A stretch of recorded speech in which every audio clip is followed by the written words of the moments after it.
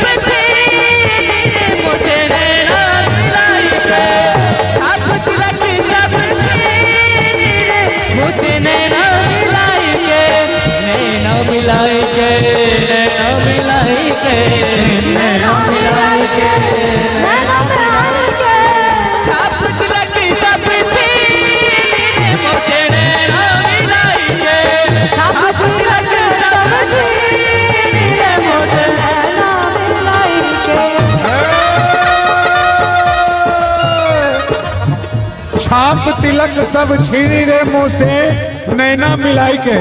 ई छथिन लड़की के भैया आदरणीय सेठ जी, इनका तरफ से 1100 टका के आशीर्वाद भेटल। हम समस्त कलाकार आभारी छियन, आभार व्यक्त करे छियन और कहबे नजर बाग में नजर सनम से नजर मिलाते नजर को देखा। नजर बाग में नजर सनम से नजर मिलाते नजर को देखा। और नजर जब पड़ी नजर के ऊपर तो नजर से घायल नजर को देखा। नजर से घायल नजर को देखा।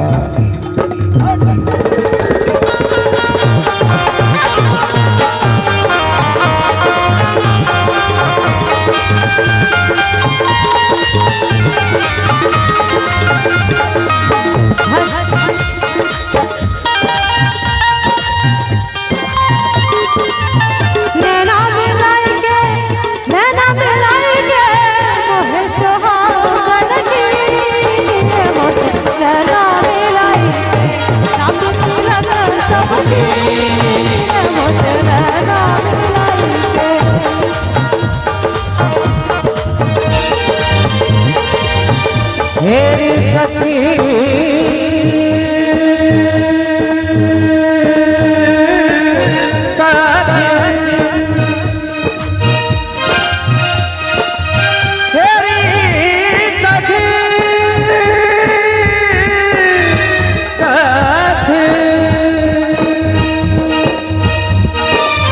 तेरी सखी मैं तो से कहूँ है। तेरी सखी मैं से कहूँ रे जब मैं गई थी यमुना भरन को। जब मैं गई थी पनिया भरन को। पनिया भरन पनिया भरन को। पनिया भरन को पनिया भरन को। मटकी मटकी मटकी मटकी मटकी मटकी मटकी मटकी मटकी तो नैना मिलाई